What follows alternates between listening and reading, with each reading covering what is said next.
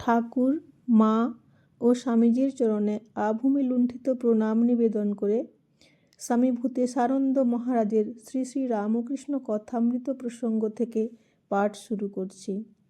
আজকের প্রসঙ্গ, আবার এসো। মাস্টারমশাই শ্রী মহেন্দ্রনাথ গুপ্ত, কথামৃতে যিনি শ্রীম বলে পরিচিত, ঠাকুরকে প্রথম দর্শনের পর বিদায় নেওয়ার কালে ঠাকুর বললেন, আবার এসো। এখনও ঠাকুরের সঙ্গে মাস্টারমশাইয়ের নিবিড় পরিচয় হয়নি, কিন্তু প্রথম দর্শনের পর থেকেই মাস্টারমশাইয়ের মনে হচ্ছে যে পোশাক পরিচ্ছদ সাধারণের মতো হলেও এর প্রতিটি কথায়, প্রতিটি ব্যবহারের ভিতর দিয়ে অসাধারণত্ব ফুটে বেরোচ্ছে। এর সম্বন্ধেই বৃন্দেজি বলেছিল, আর বাবা বইটই সব ওর মুখে। মাস্টারমশাই তাই ভাবছেন, লেখাপড়া ছাড়া এরকম জ্ঞান হয় কি করে? আর একটি কথাটি খুব ছোট্ট হলেও বিশেষ তাৎপর্যপূর্ণ। মাস্টারমশাই বলছেন, কি আশ্চর্য, আবার আসিতে ইচ্ছা হইতেছে। এই যে আকর্ষণ মাস্টারমশাই বোধ করছেন, এই অজ্ঞাত আকর্ষণের সঙ্গে তার সম্যক পরিচয় নেই। এই যে আকর্ষণ, যার পরিচয় আমরা কথামৃত ও লীলা প্রসঙ্গের মধ্যে পাই, তা ঠাকুরের অন্তরঙ্গ ভক্ত অনেকেই অনুভব করেছেন। সেই দুর্বার আকর্ষণকে প্রতিহত করার ক্ষমতা তাঁদের ছিল না। ঠিক এরকম এক আকর্ষণ অনুভব করছেন মাস্টারমশাই। তাই বলছেন, ইনিও বলিয়াছেন, আবার এসো, কাল কি পরশু সকালে আসিব। অবশ্য যদি এসো নাও বলতেন, তাহলেও মাস্টারমশাইকে আসতেই হতো, এমনই দুর্বার সে আকর্ষণ। তার পরের দিনের কথা, মাস্টারমশাইয়ের ঠাকুরকে দ্বিতীয়বার দর্শন। সময় সকাল 8টা। ঠাকুর তখন কামাতে যাচ্ছেন।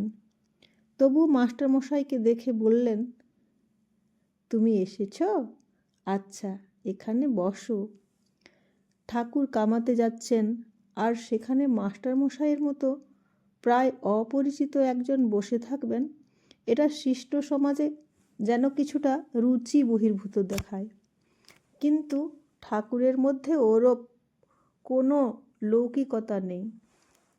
তিনি কামাতে কামাতেই মাস্টারমশাইয়ের সঙ্গে কথা বলছেন। মাস্টারমশাই ঠাকুরের পোশাকের বর্ণনা দিচ্ছেন। গায়ে মোলস্কিনের র্যাপার, পায়ে চটি জুতা। মোলস্কিন এক ধরনের গরম কাপড়। বেলুড় মঠে থাকার সময় এর এক টুকরো আমাদের দেখানো হয়েছিল। ঠাকুর সহাস্যবদন, কথা বলবার সময় কেবল একটু তোতলা। যারা ঠাকুরের সংস্পর্শে এসেছিলেন তারা বলতেন যে এই একটু তোতলা মানে কথা একটু আটকায় বটে, তবে তাতে কথাগুলি আরও মিষ্টি লাগে। মাস্টারমশাইকে দেখে ঠাকুর তাঁর বাড়ি কোথায়, দক্ষিণেশ্বর অঞ্চলে কোথায় উঠেছেন জেনে নিয়ে প্রশ্ন করছেন, হ্যাঁ গা, কেশব কেমন আছে? কেশবের সঙ্গে মাস্টারমশাইয়ের যে পরিচয় আছে তা ঠাকুরের জানার কথা নয়। তবে এটা হতে পারে যে তখনকার দিনে শিক্ষিত সমাজের কেউ কেশবকে জানত না, এ একরকম অসম্ভব ছিল। কেশবের অসাধারণ বাগ্মিতা, তার নতুন ধর্মমত, আর সেই ধর্মমতের সপক্ষে তার যুক্তিপূর্ণ ব্যাখ্যা, এই সব কিছু তখনকার নব্য শিক্ষিত সমাজের উপর প্রবল প্রভাব বিস্তার করেছিল। ঠাকুর তাঁর অন্তর্দৃষ্টি দিয়ে দেখেছিলেন মাস্টারমশাইয়ের অন্তরটা, ঠিক যেন কাচের মধ্য দিয়ে আলমারির ভিতরের সব কিছু দেখা যায় সেইভাবে। কাজেই ঠাকুর বুঝেছিলেন যে মাস্টারমশাইয়ের সঙ্গে কেশবের জানাশোনা আছে। পরে আমরা পরিচয় পাব ঠাকুর ও কেশব পরস্পরকে কী দৃষ্টিতে দেখতেন। ঠাকুর কেশবকে অতিশয় স্নেহ করতেন, কেশবও ঠাকুরকে অসাধারণ ভক্তি করতেন। নিজেদের মতবাদের মধ্যে পার্থক্য থাকা সত্ত্বেও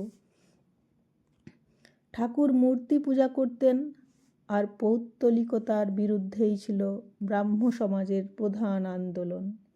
সনাতন ধর্মের সব অনুশাসনই ঠাকুর মানতেন, সেগুলি কাটছাঁট করে মানাই ছিল ব্রাহ্ম সমাজের ধর্ম। কিন্তু সমস্ত মত পার্থক্যকে অতিক্রম করে ঠাকুর ও কেশব পরস্পরের প্রতি ছিলেন অদ্ভুতভাবে আকৃষ্ট।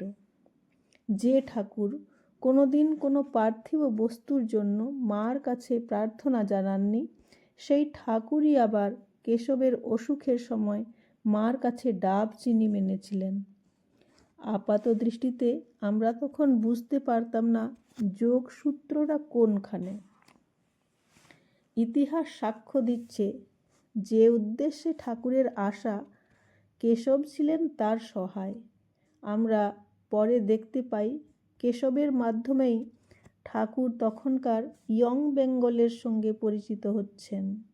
এমনকি অন্তরঙ্গ ত্যাগী শিষ্যদের অনেকেরই ঠাকুরের সঙ্গে পরিচয় এই মাধ্যমেই। অবশ্য ওই সমাজের অনেকেই ঠাকুরের সঙ্গে সমাজের ঘনিষ্ঠতা খুব ভালো চোখে দেখেননি। এমনকি নরেন্দ্রনাথের সন্ধানে ঠাকুর একবার সাধারণ ব্রাহ্ম সমাজের প্রার্থনা সভায় উপস্থিত হয়ে যখন সমাধিস্থ হয়ে পড়েন, তখন ওই সমাজের কেউ কেউ আলো নিভিয়ে দিতেও কুণ্ঠিত হননি। আমরা এখন এইসব কথা বলছি ইতিহাসে ঘটনা যেমন ঘটেছিল সেই দৃষ্টি থেকে, কোনো সম্প্রদায়কে কটাক্ষ করার উদ্দেশ্যে নয়। অবশ্য কটাক্ষ করার কোনো প্রশ্নই এখানে ওঠে না। স্বয়ং ঠাকুর যেখানে আধুনিক ব্রহ্মজ্ঞানীদের প্রণাম বলে তাঁদের উদ্দেশ্যে প্রণাম জানিয়েছেন, এমনকি নরেন্দ্রনাথের নিষেধ সত্ত্বেও ব্রাহ্ম সমাজের বেদিতে প্রণাম করেছেন, এই বলে যে যেখানে ভগবানের কথা হয় সে জায়গা অতি পবিত্র।